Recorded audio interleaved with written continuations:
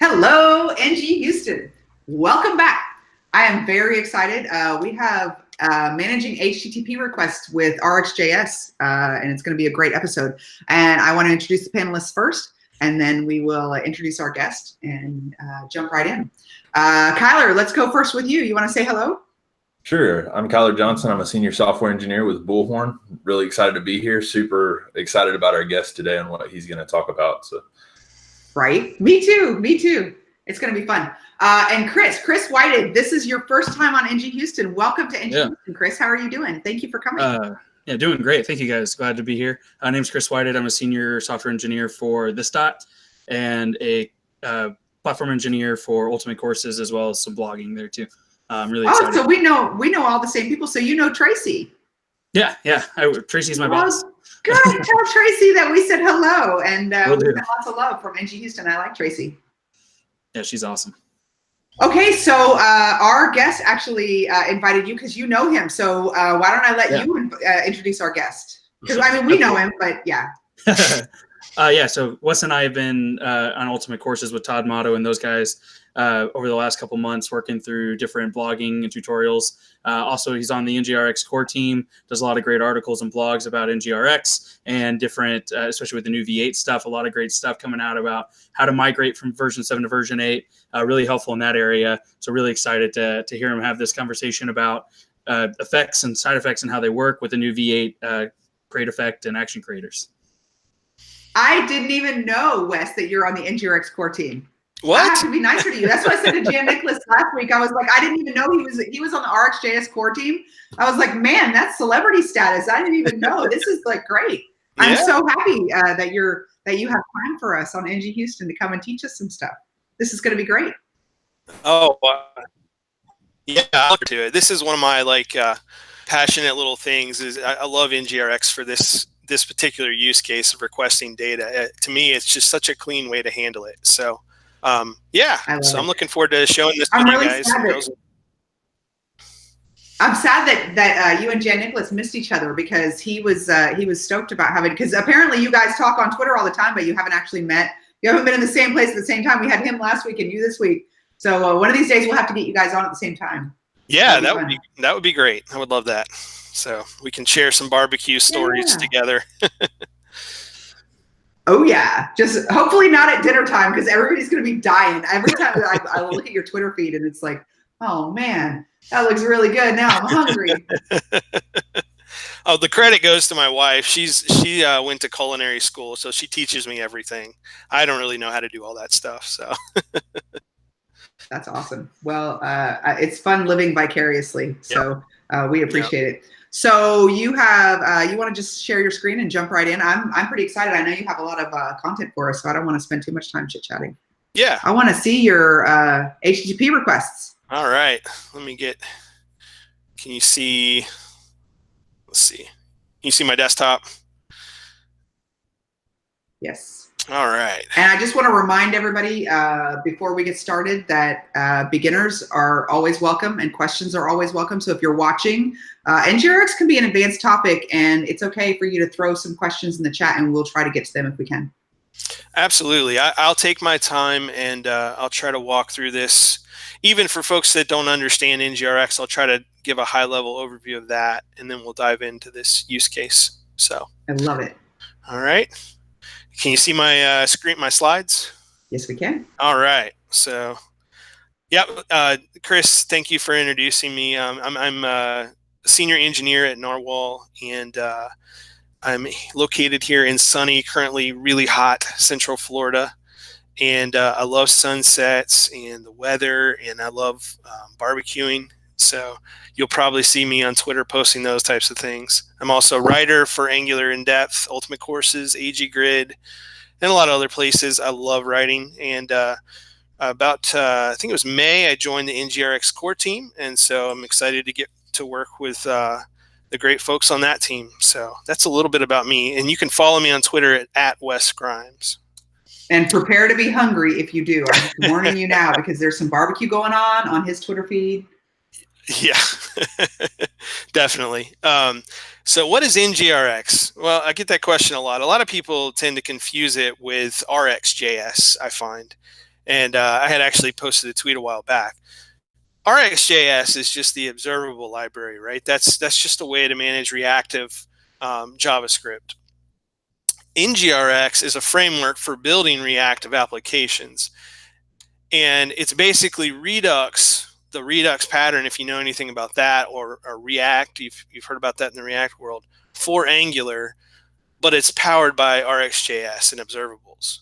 So that's a really powerful thing, mainly because if you have that central state, that central store where your data lives, that single source of truth. And so anytime that updates, and if anything is subscribed to that observable, any part of the app, it's going to immediately get the new value if the single source of truth is updated. And so that's why I really like it. What I'm going to do first is I want to kind of dive into what I'm calling the NgRx lifecycle. And I put this diagram together to kind of show it.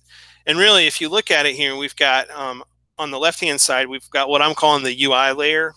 And this is an oversimplified example, but this is kind of a screenshot into what it might look like. But you've got the UI layer on the left, right? And this would be your components. You know, this could be, it could be a page where you've got a button on it and maybe a list of items that are hooked up to an observable. And so, you know, used to, you know, back in the day, I should say, we programmed imperatively, and, you know, we would pull everything, right? And so from our component, you click on the button and you would say, all right, on my button, click to load my data. I'm going to go make an HTTP request, pull my data down. Oh, but before I do that, I need to set a loading indicator so that I show my spinner. And then when it finishes with the HTTP request, I need to turn off my loading indicator, right? And then, and when the data finishes, I need to also update my table with my data to put it in there. And if there's an error message, then I also have to do like a try catch and show an error. And so all this logic lives right there in your component. And if you have to do the same thing in other places, you got to duplicate it, you know, unless maybe you pulled it back into a service. But that was kind of the old way of doing things. I mean, you could have, you know, a WinForms app, or, you know, even like Power Builder or something like that, where all the logic lived behind the button in an imperative way. With NgRx and reactive programming, it's more of a push scenario. And Thomas Burleson has a really good article on this. I'll add it to the slides at the end. But the concept that really the component, as shown here in the layer, it's just dispatching an action, and then from maybe a button click, and then maybe there's some UI components that are subscribed to observables, and that's it. It just kind of hands it off and says, you know, state, do your own thing, and come back to me with new values when they're there. And so I was thinking that when you're talking, I was like, it sounds exactly like you've been hanging out with Thomas Burleson again. Well, yeah, I mean, it's a great, he did a good job of putting to words what we all kind of realized. And, yeah. And so he's a very good teacher. He is. And so that's what kind of we're moving to here with reactive thinking, reactively, programming reactively. It's a total paradigm shift for, you know, maybe developers that have been in the .NET world for years and are moving to the front end world, and they're like, what is this observable thing? What is this, all this, you know, that's going on? And so I think NgRx does a really good job of solving that issue. And so we still have the UI layer on the left with our component, right? And then let's pretend that we dispatch an action that says load data. What happens is that action goes over, crosses into the state layer and hits our reducer. What's a reducer? A reducer is a pure function, meaning that given the same input, it always returns the same output. There's no side effects inside of it. And so the reducer takes in an action. An action is just, really, it's just an object with a type property and an optional payload property, right? And so that would get passed into the reducer with maybe the initial state. So I'm going to hop over real quick to the state object just to kind of help our conversation along. But let's pretend that we have a joke object with an ID property and a string property. And let's pretend that our state has a jokes property, which is basically an array or a list of jokes. And it has an isLoading property and an error property, right? So our initial state would probably have jokes being null, isLoading being false, and error being null. We'll come back to this in a minute. So that gets passed into the reducer along with our action. And then basically, remember, multiple types of actions can be dispatched. Basically, it hits a switch case and it says, all right, what action's coming in? Okay, it's a load action. So that means that I need to set my isLoading property to true and go ahead and, if there's an error there, clear it out to null and then return the new state. So then the state comes out of that reducer and down to our state object there at the bottom, and then comes back through what's called a selector. And again, I won't go into too much detail on all these different parts, but basically a selector is kind of like a filter or a projector function that says, give me the whole state and return just a property from it. So in this case, if one of the UI components was maybe a list of jokes, we would have a selector that says, give me the list, select jokes from that. And it would come back to the component. Because it's observable, anytime the state changes, it's going to push that new value down automatically to the component. We don't have to remember to do it. This will all make a lot more sense once we actually dive into the code. So if it's just an action that doesn't necessarily require getting data from external places, then really that's the life cycle. You dispatch an action, runs through the reducer, and then it comes out with new state. And then the state is pushed back down to the component through a selector. So let's say we actually need to, in this case, we're doing a load, we actually need to go out and request data from an external, HTTP service. Well, to do that, we don't necessarily inside our reducer, we don't really want to make an HTTP call in there. And you might ask why. Well, because remember I said earlier, reducer is supposed to be a pure function. There shouldn't be any side effects in it. And an HTTP call is definitely a side effect, right?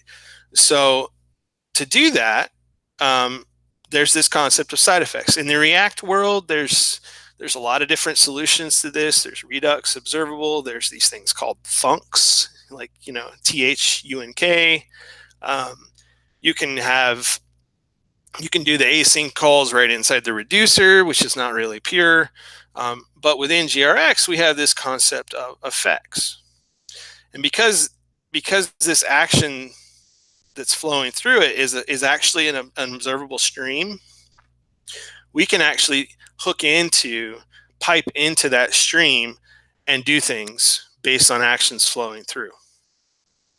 And so they don't actually live in the reducer, they live outside of it. And so that's what would happen if we did a load request, right? It would come in through the reducer, it would update the isLoading property to true, for example. But then also, because it came through as an action, a side effect is over here listening and saying, oh, I see I got a load request coming through. That means that I actually need to go out and make a call to my joke service or my HTTP service and do a get, which returns an observable. At least the Angular HTTP client by default does. And so, then you use some RxJS magic to pull those two streams together, and with something like a merge map. And then what happens is you can say, oh, I'm listening to this load action coming in, and then I've made my call, or I've created my observable to call my HTTP service. Let me merge map that in, and when that response comes back successfully, I'm going to actually dispatch another action, because effects can basically return new actions. They don't have to, and I'll show you use cases later for that, but they can return new actions. And so that's what this layer here, or this arrow here, is other potential actions. And so the load action comes through and says, oh, I'm going to listen to that. I'm going to make an HTTP call. And then on a successful response, I'm going to actually map that result to a load success action, right? And then that is going to have a payload in it of our response from the HTTP server. And the cool thing about that is then it flows right back through the reducer, and then we can update the state with our jokes or whatever data we've requested. And then because our state is emitting an observable, it automatically updates our component on that request. If we go back to our side effect and maybe an error occurred, and we do a catch error in RxJS, we can actually take that HTTP error that maybe came back from our service call and return a load failure action. That load failure action can have a payload of an error message or something like that, which then flows back through the reducer. Excuse me. Which then would flow back through the reducer and then allow us to actually put that error message right on our store. And because it's going to hit our state, it'll automatically update and push down to our component the error message. And so you have this kind of scenario where as long as your component is dispatching actions and wired up to these state observables, it's always going to have the latest information without you having to put any kind of logic around that in your component. Your component's really just kind of a wiring up point. Yeah, I think that's a really important component of NgRx is that it separates that paradigm of it makes our components a lot simpler, a lot cleaner, a lot more concise, because now any component can listen into this NgRx store and listen to it, listen to your state layer, and get the updated values automatically. The observable pattern, which comes, which we have throughout the entire ecosystem of engineering, where multiple people can listen into the same set of state and interact on the same set of state, and there's no more like redoing that data, with single use and that kind of stuff. So it's great. Absolutely, yeah. And in my example, the loading spinner was in that component, right? But most of the time, that's not going to be the case. That's going to be a child component that maybe just is responsible for showing a list of items, but maybe you have in your top nav or something, one of those progress bars that displays. And so, if you did it the old way, you'd have to remember, I got to go set on the top nav, I got to reach into that and set that progress bar and all that. But with this, no, top nav, all it's got to do is subscribe to the loading property on the store, and it's good to go,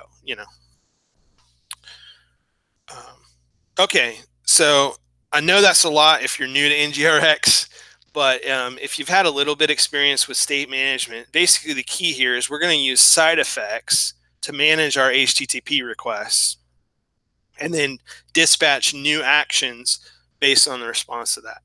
So I like to think of these as anytime you need to make a data request, you have like a set of 3 actions.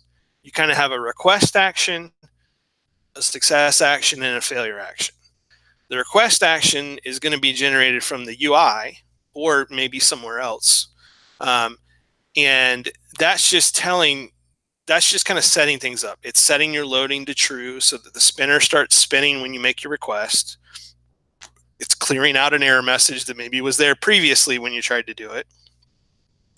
And it kind of gives a hook into the side effect that listens to that then says, okay, I got a request coming in. Now it's my turn to make a call to HTTP. And if I get a success response, I'll dispatch a success action. If I get a failure response, I'll return an error or failure action. And so that's the key, is we're going to use side effects today. And I'll talk about it a little bit later, and I'll link to an article. But actually, effects you don't have to just use them for actions like this. They can be used for all kinds of use cases. The cool thing about effects is with NgRx is it actually automatically unsubscribes and subscribes to the observables for you in a similar way that the pipe async does, the Angular and the templates do. And so it manages those subscriptions for you, which is always good because you don't have to remember to do, unsubscribes in an ng on destroy or something. So we kind of talked about it, but basically let's build a simple application today that requests data from an external API, places it into state using effects. We're going to update the state when the data is being requested or is loading. And we're also going to update it with an error message if it failed. So the shape of our state today is going to look like this. There's an API, and I'm going to hop over in a minute and show you, that returns a list of Chuck Norris jokes. I love to use it. It's a free REST API, and it doesn't have CORS issues, so you don't need a backend to deal with it. This is actually one of my favorite things about your talks, because you make me laugh, and it's like we're like getting settled into, okay, we're gonna learn, and this is gonna be, you know, filling up our brains, and then it's like, oh wait, I didn't realize Wes was gonna be funny too. It's like a little bonus. Oh yeah. See, I just love that you don't take yourself too seriously, Wes. I love it. Never. Huge fan of the Chuck Norris jokes. Yeah. Oh, right? Yeah, they're awesome. Yeah. And I think there's something about comedy that makes you remember it better. So I don't know. Or maybe it just makes you forget everything. It just makes it a more pleasant experience because we're having fun. Yeah. I like it. Yeah, it is allowed. fun. I love doing this. This stuff is fun to me. I really do enjoy it. So, so we've got our joke, and really it's just, there's an ID and there's a joke, which is the text of the joke. That's really the shape of each joke coming back. And then our state is going to have those three properties: a jokes property, an is loading, and an error. Okay. We're going to need three actions, like I talked about. We'll need an action from the UI to request the data. We'll need one that will be dispatched from the effects API response on success to load the data. And then we'll need one that'll be dispatched or returned from the effects API on an error to put the error into state. Because actions, you know, I've heard other people say, and I'll say it, actions are kind of the bedrock of NgRx. Everything happens around an action, and actions are really important. And what is an action again? It's just an object that has a property called type, and then an optional property of payload. That's it. And then, like I said before, side effects are, we're going to create a side effect that listens for a data request and then calls our service to request it from the API. And then I was thinking about, if we have time, we'll create an effect that listens for an error message and actually like shows a pop-up, you know, like a window alert. I don't have I don't know if I have, we'll see. I don't know if I have a library in my, we might be able to use material. I might just do a JavaScript one, we'll see. But basically it's just the idea that you can do other things other than return actions from effects. I'll talk about using the different operators and why it's important: switch map, merge map, concat map, and pitfalls with that. And then again, we'll go through some more uses for effects like routing, showing modals and that. So enough of me just talking and showing pictures. Let's actually switch over and start coding. All right. So you can see my my beautiful desktop of the sunset yesterday evening. We got some like sub-Saharan African sand in our atmosphere. It came all the way across the Atlantic, and it gave that really cool like yellow orange hue to it. All right, so I've got this app out here, and it's kind of working. I built it sort of working so that we could work together, like live coding, and turn it into a working app with NgRx. So I'll go ahead and run it and show you. Again, this is version 8 of Angular, version 8 of NgRx for anybody listening. So, and we're going to use the new features of NgRx.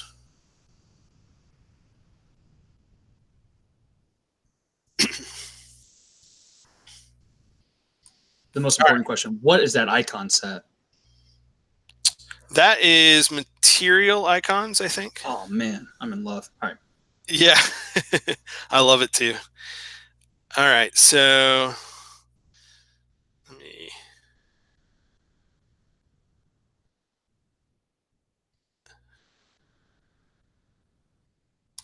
hop over here and run it. Can you guys see that?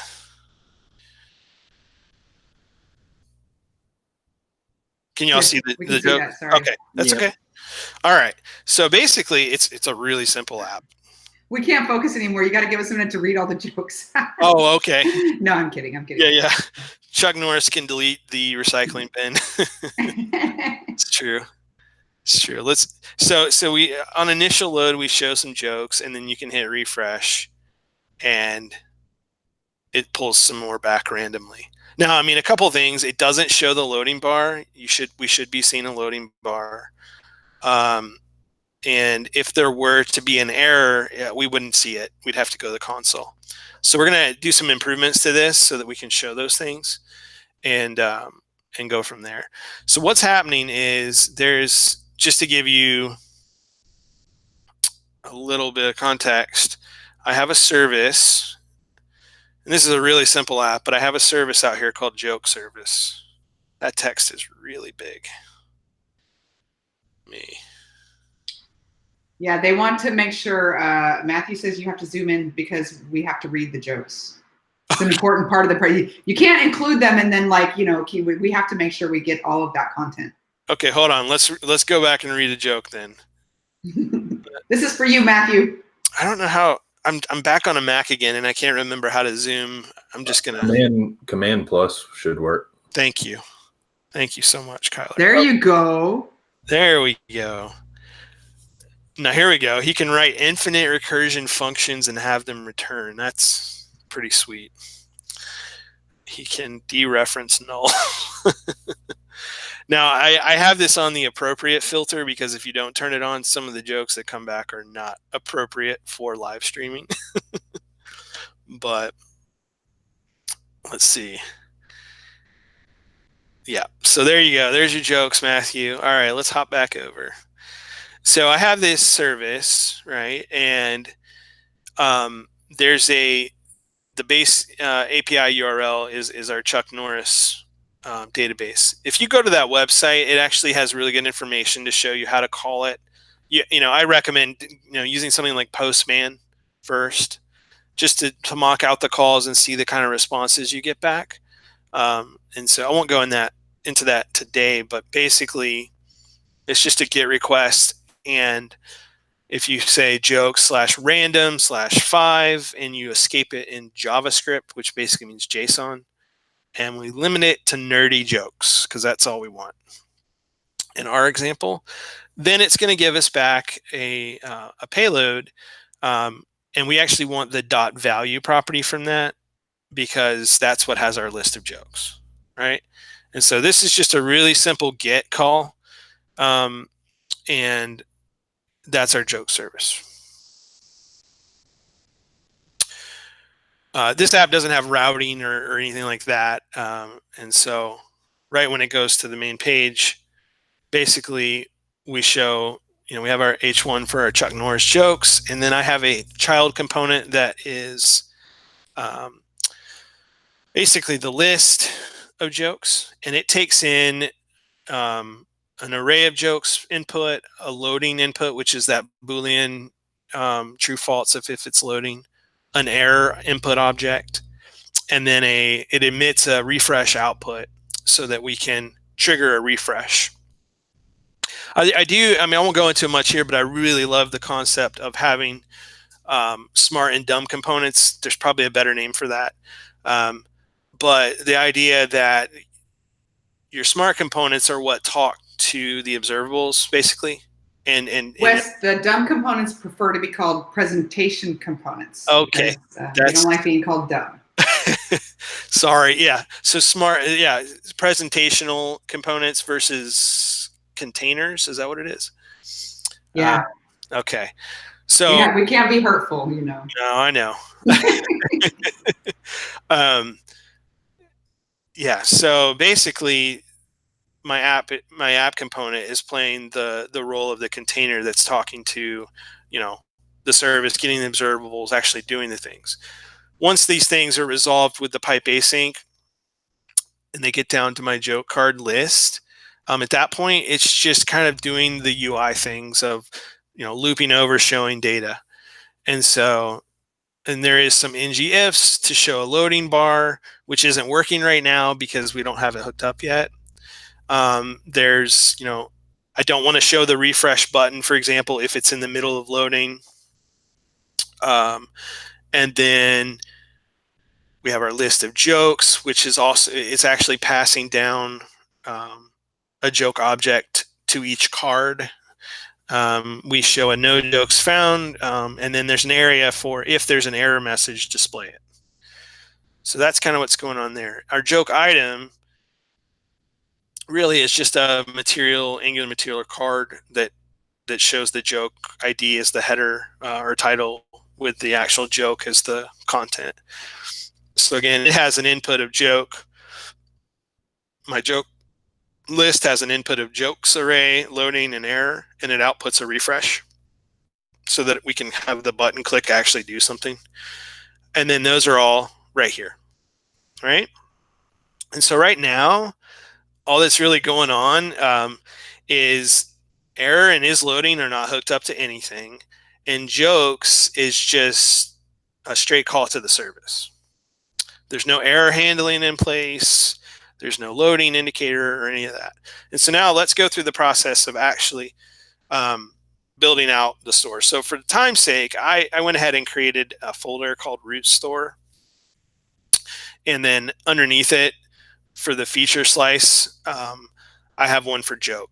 And that's going to be what holds our state that we talked about. So the first thing we need to do is we need to create our 3 actions, right? With NgRx version 8, it's actually quite easy. And Tim DeSchrijver, I think I pronounced that right. Him and I are together on the NgRx core team. Him and I work together to create snippets and contribute them to John Papa's Angular Essentials extension pack, where he has snippets. So now NgRx, anything NgRx, you can actually say a-NgRx. And then we have a bunch of snippets here. And so I'm just going to do the top one to create an action, which is pretty cool.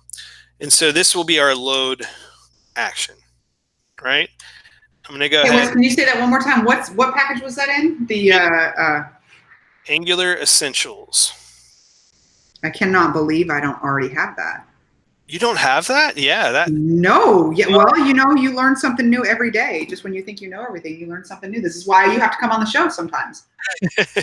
Yeah. So John, this has been out there for a long time. I know about it. I just, there's a lot of stuff out there. Oh, I know. But I haven't seen you. Yeah, that's really good. Now I want it because I saw you using it. Yeah, I kind of just, it has all the kind of the best practices in there.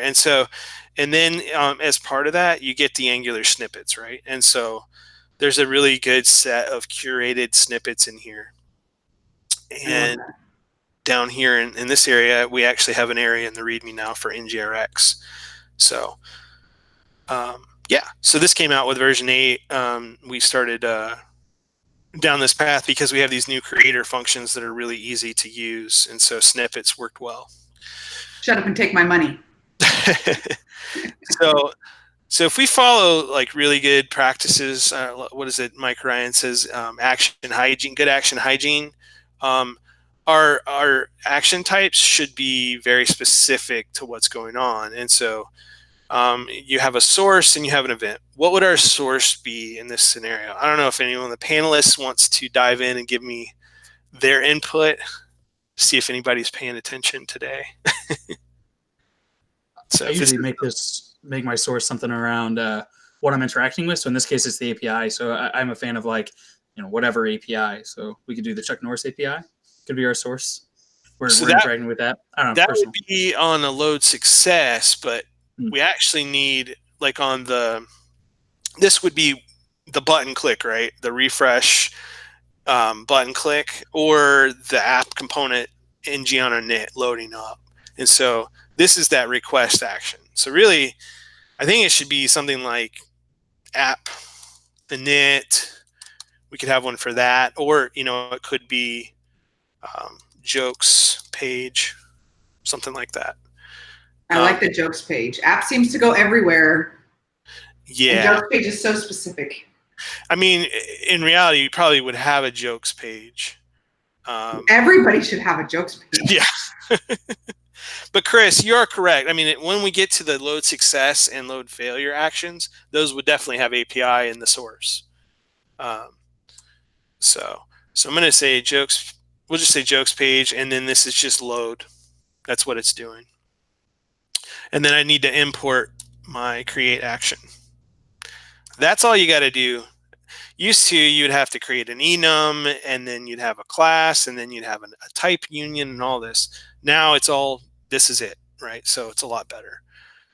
So we also need an action for when the effect calls the HTTP service to handle the success and failure responses. So we'll go ahead and use our snippet again, but this time we're going to use the one with props because we need to pass a payload with it. And so this one we'll call load success. Got a dry throat today for some reason. Must be all that sand in the atmosphere. So then this one, Chris, you're right. This would be the jokes API. And the event would be load success. And then the new way with NgRx version 8, we have a second parameter that you can give to the create action. And this will be actually a method call called props. And so I'm going to import that. And then you give it the shape of the object for the payload. So this would basically be jokes, like that. And then we just need to import our interface. And I don't know if anybody's watching and you're wondering, how is he showing that menu? If you hit Command dot, it'll actually show any code actions you have available. I think on Windows, it's like Control dot. I'm a big fan of shortcuts like that when I'm typing all day. It's basically the equivalent of if you see a light bulb, getting that to display, you can do it with your keyboard. So then our next action, so that's our to handle the success, right? Now we're going to handle the failure. So we're going to do another snippet here, and this will be load failure. Our source is, again, the jokes API, load failure. And this one is going to, anybody want to take a stab at what payload this would have? Just an error property, right? Yep, that's right. So an error. And oops. And because I'm feeling lazy today, I'm just going to do any. In reality, we don't necessarily know what kind of error might be thrown. And so we could do some testing and figure that out and then do like a union type for this if we wanted to. But for now, any works. Okay, so that's our three actions that we're going to deal with here. So much cleaner than pre V8 too, without having to declare all the different classes that implement action and then declaring their types in there and passing in the payload to the constructor and then exporting the type that is the union type of all your different classes. And like you said with the enum, I mean, the new create action with V8 is incredible. So much more concise and clean and easier to read. Yeah, absolutely. We should get you to do a commercial for NgRx, Chris. As long as I can do it like Billy Mays. Yeah, but somewhere in the commercial you have to scream boilerplate like Mike and Brandon would. But you can't just say it, Chris. You have to really like put your heart into it. Oh, I always do. That's just a normal thing. Doesn't matter what I'm at. Yeah. Oh, that's there's more. We have snippets. You are correct.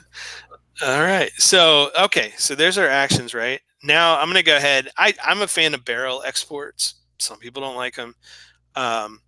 But basically, it's just kind of me creating what I call like a public API surface layer so that it's easier to use these in other places, and I'll show you why.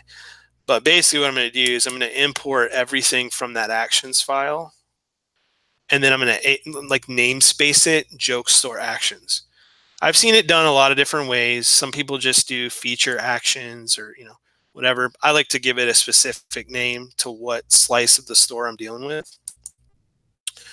And then I'm going to export that and get rid of this guy. Okay.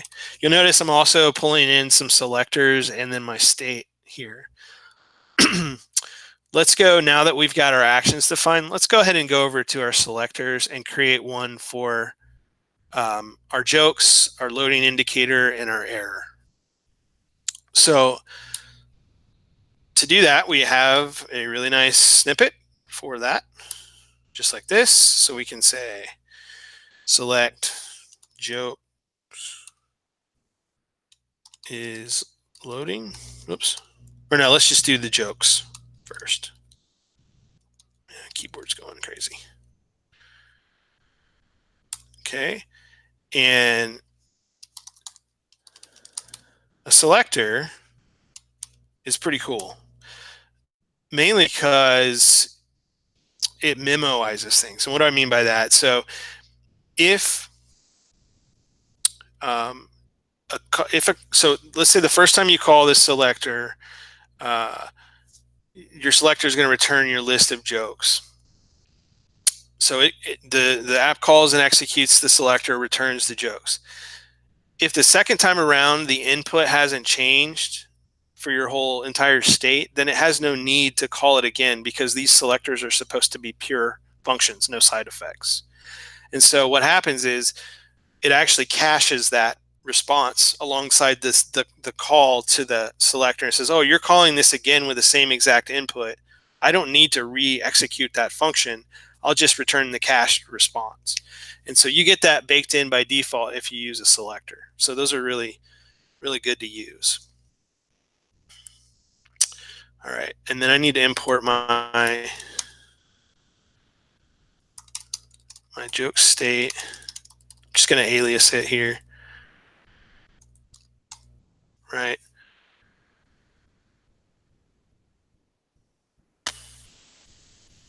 Wait a minute, I'm doing that wrong. State as joke state. There we go. Right. And then what I want is I'm taking in the entire slice of the store, and I just want the jokes back from it. You know, in a production app, you might put some better checks in here. Maybe you would return like an empty array if you wanted to. However you do that, I'm just going to return my jokes. So that's one selector. Now I'm going to go ahead and create one for my loading. And I should use the snippet since I keep talking about them. Right, so I'm going to say select jokes. What is going on with my... I think I need to do a PR to my snippets here. Well, this is what happens when you live stream us. I know. It's all good. So we'll select our feature, right? Because that takes in, oops.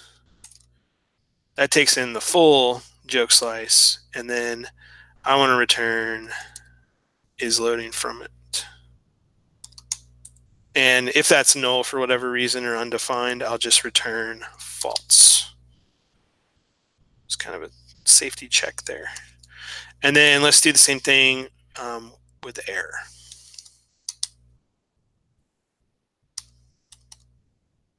And then we'll return null.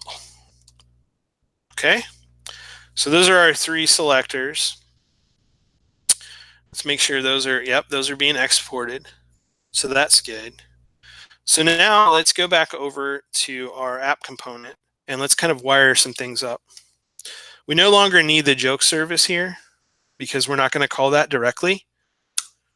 We're just going to deal with the store. And we're going to, with our ng on init, we're going to wire up our jokes observable in our ng on init. I did a podcast a couple weeks ago on Angular Error, and I talked about the uses for these lifecycle methods. You should check that out. But I like to do my observable wiring up in ng on init, so you'll see that I do that a lot. So then what we're going to do is we're going to do this.store.pipe, and then we're going to use a special NgRx operator that's called, or not operator, operator that's called select. And this is basically going to allow us to call a selector to get something out of the store. So then we're going to be able to use our nicely namespace joke store selectors, just like that, dot select jokes. So let me close this so we can see better. So what that's doing is when this thing kind of boots up and is initialized, it's going to set up that stream of data so that anytime new jokes come from the store or the state, they're going to get pumped into this observable. And then in our template, we're subscribing to that with a pipe async. Okay, so that means that as soon as this ngInit happens, it's waiting, listening for new jokes to come to it. It's important to do that first because if you were to do the dispatch first and that second, for example, there may be a delay or a timing issue and you wouldn't see the joke. So you want it listening first. We'll do the same thing for our is loading. Pull out of the store. Our other selector for our loading, same concept. And our error.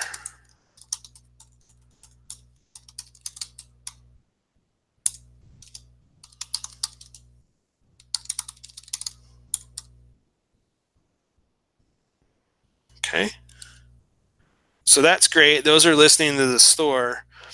Our on refresh, we no longer need to reassign this observable. What we actually want to do here is dispatch an action.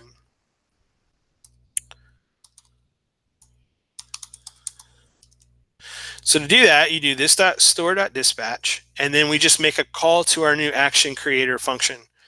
And in this instance, it's just load, and then open parenthesis and close parenthesis. Now I could, that auto imported the actual load. What I really want to do is do this. Let me get rid of that. I'm actually going to say joke store actions. There we go. So we know what that's coming from. That's important if you got multiple slices going on. You want to know what load that is. Okay. So Yep. Wes, I have a question for you real quick. So with the store pipe versus, I believe the store also has a .select function, right? Where you can just pass in the selector. Yep. So what are the kind of like, what are the, when should I use one, when should I use the others, or is it just personal preference? Okay, so nothing officially is changing yet, but there has been discussion around doing away, or not doing away. I got to be careful what I say. We're not going to just do away with something, but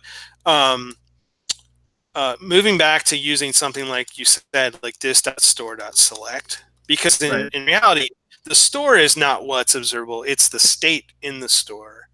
Right. And then, because you can also say .dispatch, right? Right. And so that's not an observable method. Dispatch is not. So that's why, we're looking at going back this way, but basically this was the original way to do it with a store.select. And then they came out and said, well, I think it was around the same time RxJS made the transition from the dot chainable operators where you used to do, this dot observable, dot map, dot filter, all that. And then it got changed to be pipe, and then map, filter, that kind of thing. Sure. I think it changed around the same time. Okay. To follow that. For now, the official stance is do it this way with a dot pipe, but there may come a time in the future where we kind of go back to the other way. Can't speak for sure. I'm just one of 5 core team members, so and I am definitely not at the top of that totem pole. So. Who is at the top of the? I mean, we just want to know. Just who's at the top? Is it Mike Ryan? I don't know. Who will I blame on Twitter? Wes, tell me. Yeah, I want to know. We're where does this hierarchy? Because we gotta know who to give a hard time. I'm not going to throw Rob under the bus, but I think he originally created it, so maybe he is. Rob Warmall. Well, Rob, yeah, but the thing is, he came up with the idea and then he gave it to Mike and Brandon and ran off to do Angular Elements. But yeah, Rob does make a good target. If we wanted somebody to pick on, I'm okay picking on Rob. I'm not scared of Rob. Yeah. Well, I'm a little scared of Rob. No, Rob's great. All right, well, he's cool. All right, I don't want to go. I'm getting a little slow here on time, but I'll Sorry, we'll be quiet. No, it's okay. It's all good. I'll jump back into it. So we've got our, a stored up pipe. We've got our load action. So now, if we save that, let's see if anything happens. Probably not, right? There's no jokes. Let's look at our Redux store, right? And so, Dun, dun, dun. let me see. No, that's not the right sound effect. Nothing happened, right? And so we don't see a load action dispatched or anything like that. So let's go back over. I know the problem. I was just for dramatic effects there. We've got to uncomment this stuff here because we're not actually using our store. All right. Let me import my module. You'll find that I like to organize my store and feature stores into their own modules. It's just some pattern I came up with. It seems to work really well. There's a lot of ways to do it, but that's how I do it. All right. And so, oh, got an error. We don't have a reducer, right? That's an important part. We can dispatch an action all day long, but nothing's going to happen without a reducer. So let's go to our reducer. So now we need to handle those three states. We need to handle loading, success, and failure. And so I have a snippet, or we have a snippet out here for CreateReducer. And we'll just leave it as, you know, feature reducer is fine. Let's import our function. Let's import our initial state. All right, and then import that. So what's going on is this CreateReducer eliminates the need for a switch statement. You can still do a switch statement if you want, but this is kind of a new way to handle things. So the idea is it calls this function, CreateReducer, you give it initial state, and then you give it any number of on conditions to handle. And so let's import our feature actions.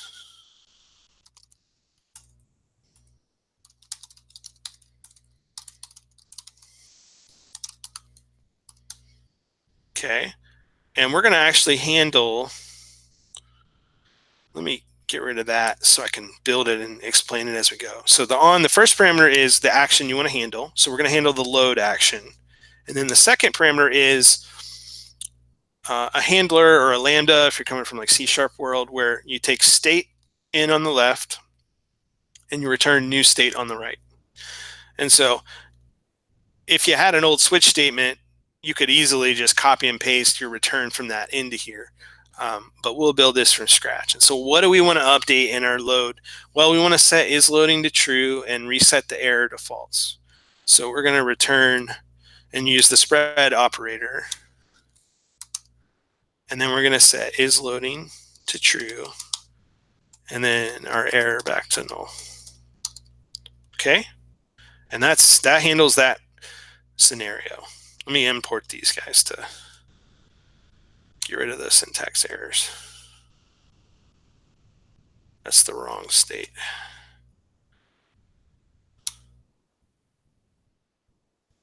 There we go. Okay. I won't, yeah, I'll go ahead and add the other two cases. So the next one would be feature actions dot load success. And that one's a little different because we have a payload, we have props involved. And so we can actually take in two parameters. We can take original state, and then we can take in props like that and return something new. Now I'm gonna do it this way, and then I'm gonna show you something called destructuring that makes it a little cleaner. But for now, let's just do it like this. So this is on success. We're gonna set our loading. This is why some of the magic happens, right? Where it shows the loading bar when it's loading and it doesn't show it when it's not. Well, that's because the reducer is what's handling it on a success. I'm going to set the error back to null because we assumed that it worked. And then we're going to put our jokes into our store. Whoa, that's not what I wanted. So it would be props.jokes. Okay. So a little trick just to make things a little cleaner here is this props is an object coming in. We can actually just do a destructure here and just say jokes like that. And then we can actually, because of shorthand in JavaScript, we can actually get rid of that because, you know, that is the equivalent to doing that. And so we'll just say jokes like that. All right, and then our last one will be to handle the failure. Okay. And then we also have, this time around, we have an error property coming through. And we will return. And then we're done loading if an error happens, so we'll set that back to false. And then we'll set our error, just like that. So there's our reducer handling our 3 cases. So now if we come back over here, our error went away. So we should be able, let's see what's going on here.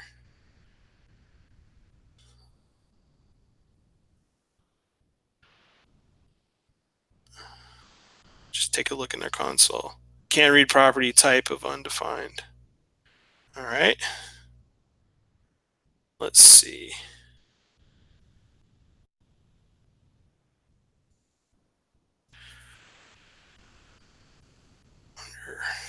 Probably just need to restart this thing. Sometimes that happens.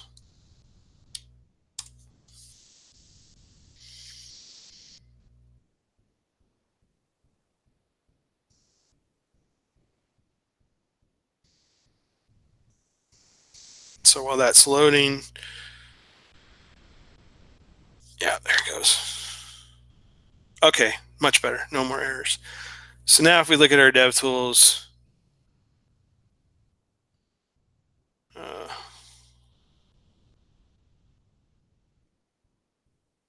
oops, that's not what I wanted. There we go. So see what happened? It dispatched my load action. It set my is loading to true. And so now, cool, my progress bar is showing, but it's not getting my jokes, right?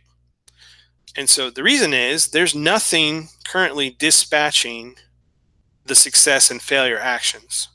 All I'm doing is dispatching a load.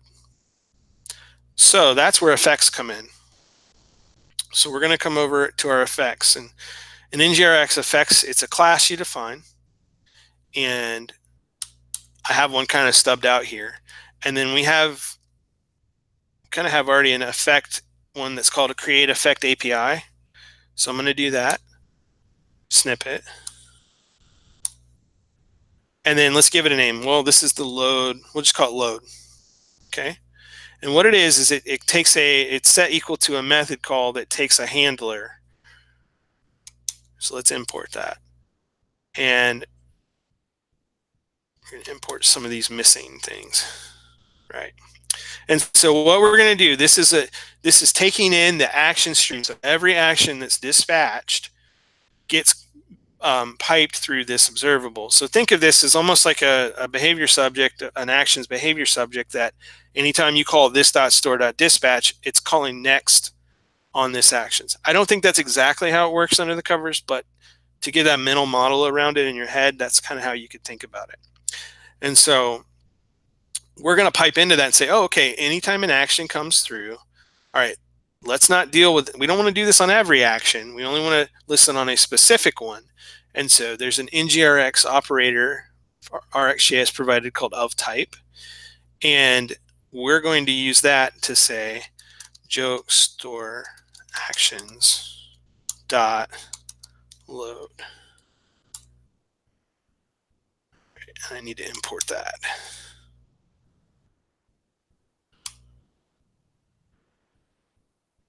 Actually, I'm going to do it, since it's inside my module, I'm going to say as feature actions, so we don't have a circular dependency issue. Okay, so anytime a load action comes through, I'm going to, and I need an operator, because I'm going to deal with another observable stream. I need to kind of merge in with this. And so there's several types of operators here. I'm going to say, let's start with switch map. I'm not saying that's the right one to always use, but let's start with that, and I'm going to show you how it behaves. And then we'll talk about some of the other operators that might be better. And then we're going to say, and this is where we call our joke service. We're going to say joke service dot get jokes, and then we're going to pipe that. So we're saying, all right, a load action comes through. we're going to then do a switch map and say, I want to call the joke service.getJokes, and on a successful return, which would put it through the map, I'm going to take the response, which is jokes, and return another action, which is our joke or our load success, right?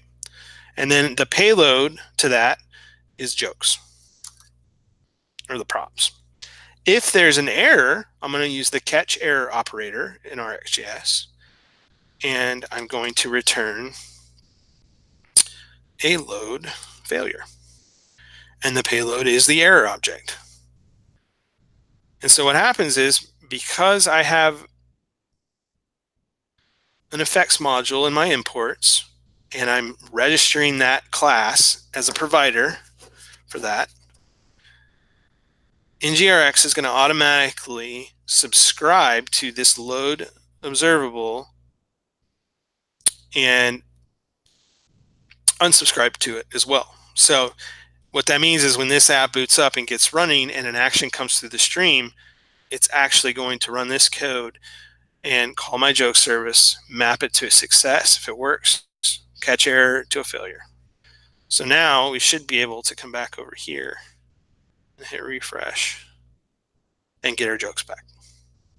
And so if we look in our Redux dev tools, we're going to say, oh yeah, there's our load. It's set it to true. And then, oh, boom, we've got our other action of jokes API load success. And so then that was the effect that basically generated that and said it got a load in, now it's going to do the success. And then we have our jokes in our store, and our loading got set back to false. So I can hit refresh again. You notice it's showing the loading when it should, hiding it when it shouldn't. And all of that is possible because of effects. It's pretty cool. And we don't have any logic in the component either, right? We just have these three observables subscribed and then a dispatch action. That's it. So if we look back, let's make a quick change, and let's not hide the refresh button if it's loading. Let's see if we can move it outside of that.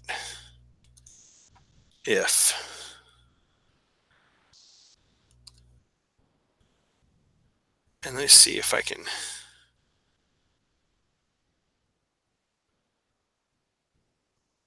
I'm going to do these side by side.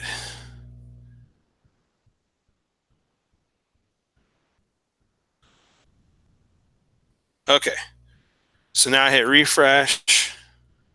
You saw the load success happen. Let me hit it multiple times. You saw that, right? I hit it multiple times. We got load. We only have one load success. Why is that? Well, because I'm using the switch map operator. So if I were to come over here and change this to concat map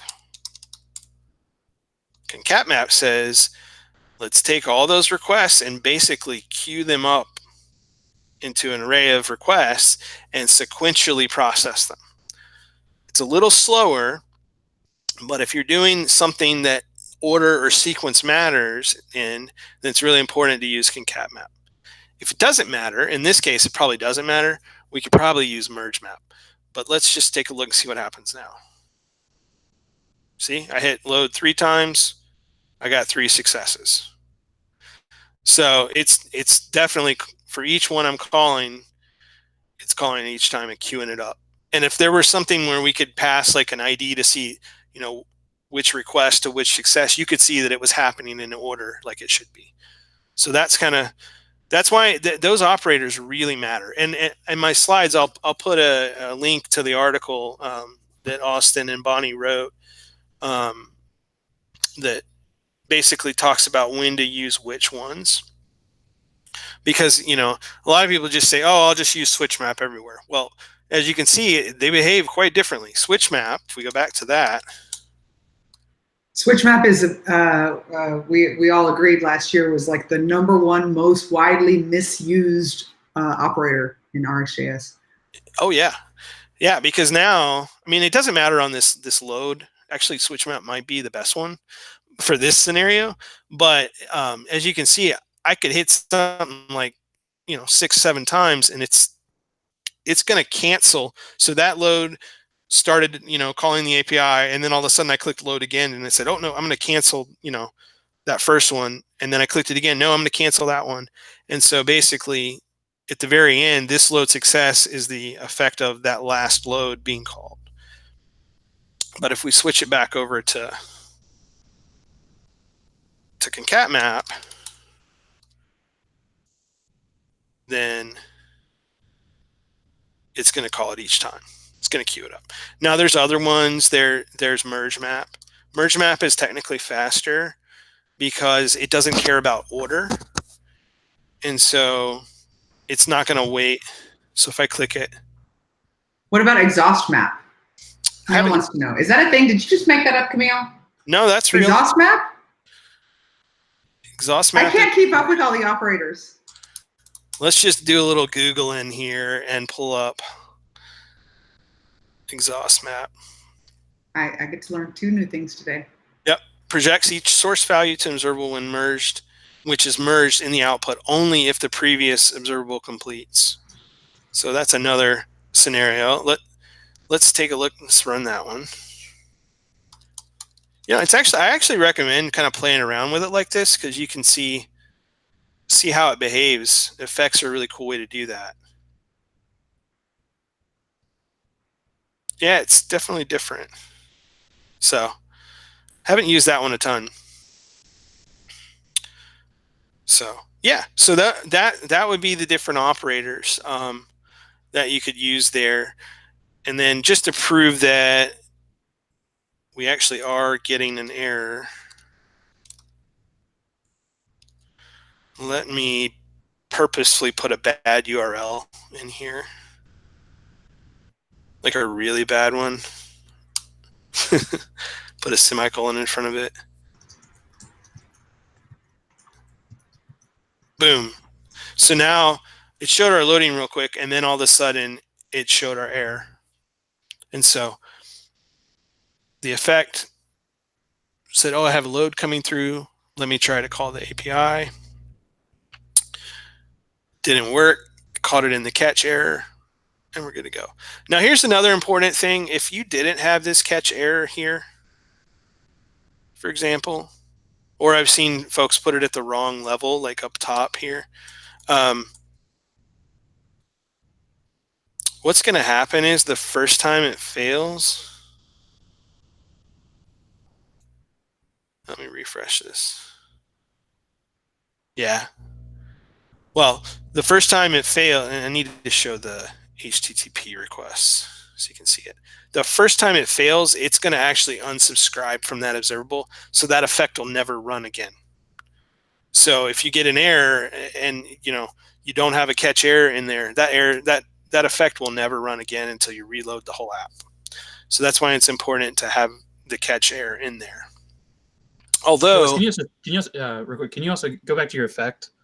Yeah. You may have mentioned this earlier. Can you talk about, so in the catch error here, we have, unlike in the map, we have the observable operator, which is basically saying like we're going to create an observable of our load failure action. Can you touch on that really quick? Because that was something when I was learning these originally, that was something that caught me up too, is I'd get these red squiggly lines of fun because in my catch error, I wasn't returning an observable. It was just return of my action.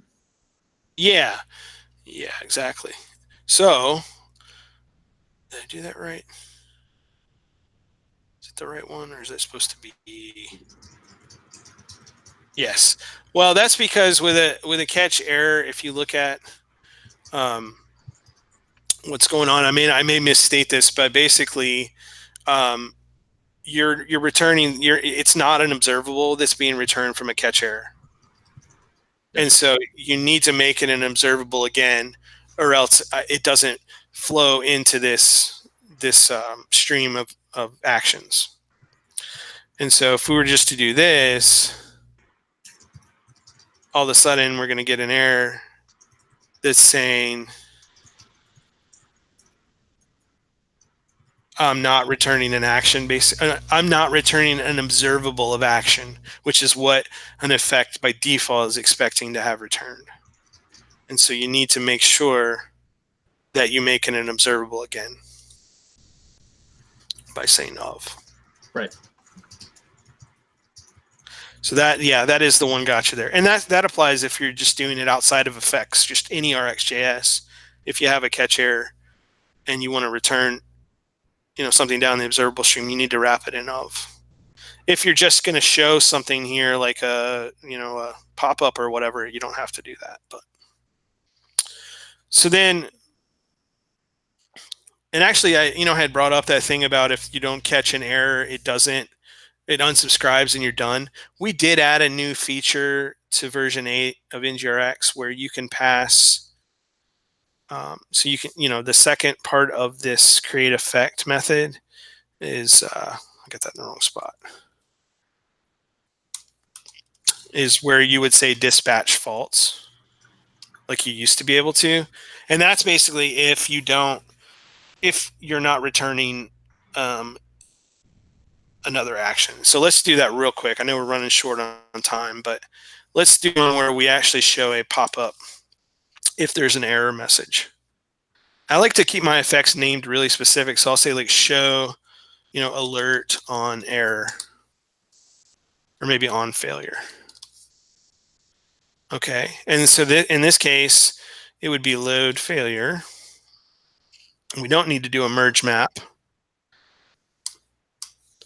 We just need a map because we're not actually pulling another observable into this. And then this is an action stream, right? And so we have the action object coming through, so we can just say action like that, and then get to our error. You could also do destructuring if you want to get fancy. And you could say error, and then we could do, and I know you're not supposed to do this, but for this demo, we could say window.alert. Error. We won't judge you. Right, and so, oh no, it's giving me an error. And basically, it's saying I'm returning an observable void, but it's expecting an action. Well, to get around that, I'm going to pass a second parameter here that's called dispatch faults. And that just means my effect doesn't return any more actions. It ends with this. And so this is just a really cool declarative way to say, hey, if there's anytime there's a failure action, I want to show a window alert. And so now if we go back over, there's our alert. That's also a really cool way if you want to do routing, right? You could have like a create event, and then on success, I want to route to the details page of that. That's another use case for that. Yeah, absolutely. I mean, this is just a class, an injectable class, right? So you can inject any number of things. You can inject a router, like you were saying, Chris, and route from there. If for some reason you want to set something in local storage, you could do that with an effect. There's lots of different use cases for that. And I've included in my slides an article by Tim, who's also on the NgRx team, where he said he went through all these use cases for effects outside of actions. And so there's some really cool use cases in there. There's even been talk of maybe releasing the effects as its own NPM package. Don't know where that'll end up, but we've definitely discussed it because it's so powerful. Mainly the auto subscribe and unsubscribe part of it. Yeah, and so really, just to unless anybody has questions, I'll just do a high level review of what we kind of went through. Any questions before I do that?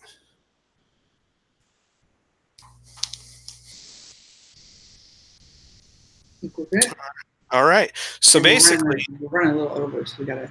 yeah, cool. So just to wrap up really quick, yeah, the idea is, and we can go back to our diagram. I think that would be a good way to end. We have our UI layer that's completely separated from the state layer.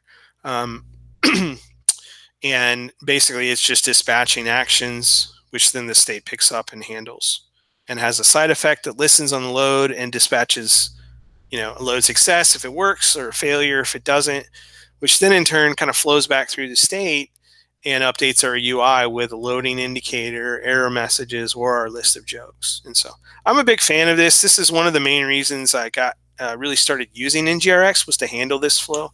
A lot more use cases for it, but this is one of my favorite ones.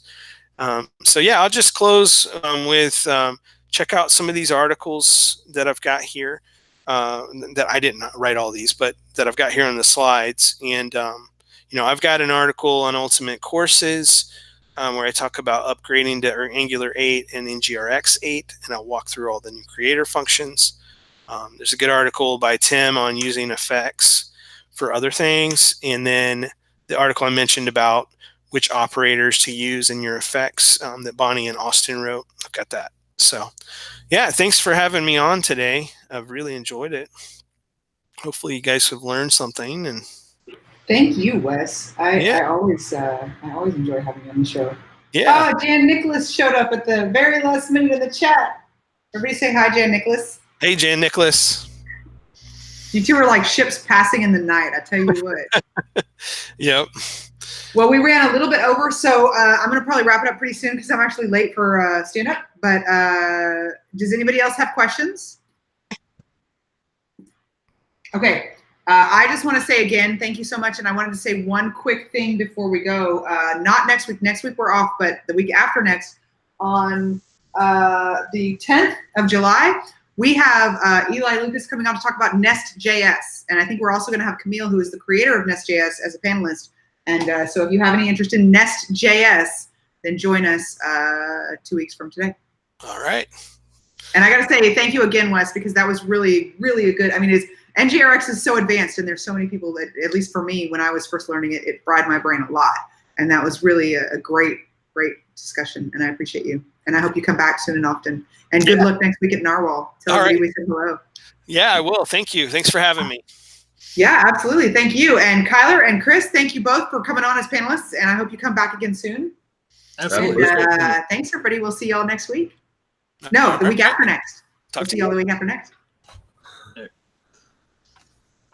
All right.